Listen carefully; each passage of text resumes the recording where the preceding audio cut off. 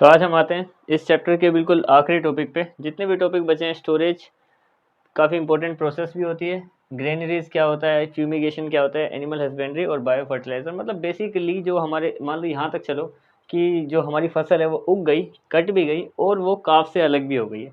अब उसको स्टोर करना, मैंने यहाँ पे इंपॉर्टेंट लिखा है, ये इसलिए इतना इंपॉर्टेंट है क्योंकि वो सारी मेहनत अब स्टोरेज के ऊपर होती है। कहीं गलत जगह स्टोर कर दिया तो वहाँ पे क्या होता है, सारी फसल खराब हो सकती है, तो इसका बड़ा ध्यान देना पड़ता है। ठीक है, अब देखो स्टोरेज का क्या सीन है कि इसमें क्या लिखा है, आफ्टर हार्वेस्टिंग, जैसे ही फसल की कटाई होती है, जितने भी उसके स्टेप्स होते हैं वो जब पूरे होते हैं, ठीक है, द रेडी ग्रेन, अब ऐसी ग्रेन जो खाने के लिए तैयार है, जिसको हम बेच सकते हैं, ठीक है, आगे, आर स्टोर्ड इन ग्रेनरीज और सिल्स। अभी ग्रेनरीज और सिलोस होता है क्या है, पहले ये समझ लो। यहाँ पे मैंने लिखा हुआ है साफ साफ, कुछ नहीं है ज़्यादा, a place where freshly obtained food grains are stored, बस इतना ही। ग्रेनरीज वही जहाँ पे इन फूड ग्रेन्स को स्टोर किया जाता है, उनको ग्रेनरीज या सिलोस कहते हैं। ठीक है, यहाँ पे मैंने लिखा भी है। ठीक है, तो हार्वेस्टिंग के बाद उनको वहाँ पे स्टोर किया जाता है, और साथ ही साथ they stored in a dry place, गीली जगह पे करते हैं तो अनाज खराब होने लग जाता है धीरे धीरे। ठीक है, हमेशा उनको बिल्कुल सूखी साफ सुथरी जगह पे स्टोर करना चाहिए।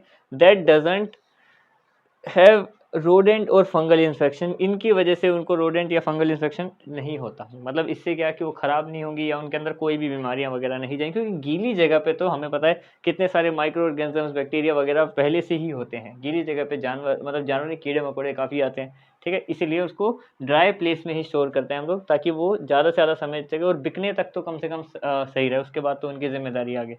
ठीक है, फ्यूमिगेशन क्या होता है, ये भी इंपॉर्टेंट स्टेप है काफ़ी। देखो फ्यूमिगेशन का मतलब यहाँ पे ये है, कैरिड आउट माइक्रोब्स, जितने भी छोटे मोटे माइक्रो ऑर्गेनिजम्स वगैरह हैं जो अनाज के लिए हार्मफुल हैं, from storage places, storage places से उनको बाहर निकालो। कैरिड आउट का मतलब है जितने भी हैं उनको वहाँ से बाहर निकालो, क्योंकि अगर वो रह गए तो वो उनको वहीं खाने लग जाएंगे, माइक्रोब ये छोटे मोटे कीड़े वगैरह है, उनको किसी तरीके से अनहेल्दी कर दिया।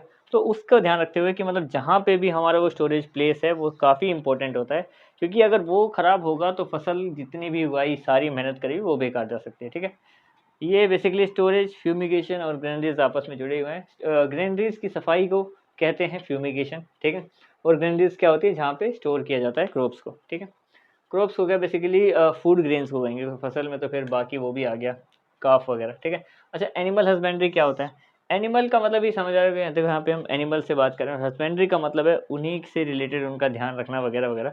It is the management and care of farm animals, यानी जो फार्म में पाले जाने वाले एनिमल्स हैं उनकी मैनेजमेंट और केयर।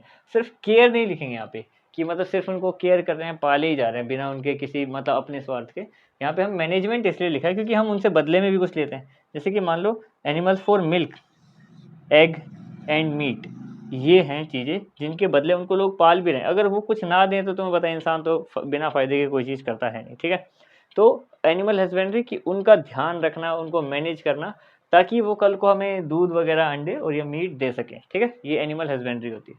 आखिरी टॉपिक इस चैप्टर का जो बिल्कुल ही कंप्लीट कर देगा इस चैप्टर को, देखो वो है बायो फर्टिलाइजर्स। देखो बायो फर्टिलाइजर्स क्या होते हैं, basically contain bacteria and fungi, यानी कि ऐसी चीज़ें जिनके अंदर पहले से ही बैक्टीरिया होता है। इनका काम क्या है, दे आर लिविंग माइक्रोब्स, यानी कि जिंदा होते हैं microbes, that enhance the plants nutrition, यानी कि ये क्या करते हैं, जो प्लांट के अंदर, जो कोई भी प्लांट है हमारा क्रॉप है, उसके अंदर पहले से जितना न्यूट्रिशन है उसको एनहेंस कर देते हैं, यानी कि बढ़ा देते हैं।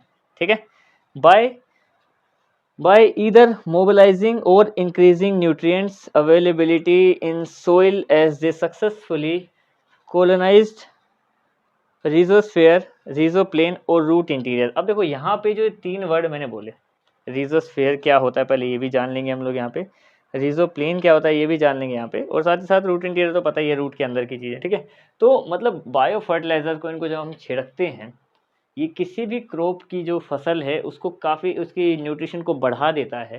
ठीक है, अब यहाँ पे हम जो ठीक से समझेंगे, जैसे कि मान लो ये ज़मीन के नीचे का हिस्सा है। ठीक है, यहाँ पे हमारी कोई भी क्रॉप लगी हुई है, एग्जाम्पल के लिए मान लेते हैं कि यहाँ पे कोई भी क्रॉप लगी, जिसमें इसमें कोई सा भी उगा हुआ है, ये गेहूँ ही बना दी मान लो। ठीक है, ये है।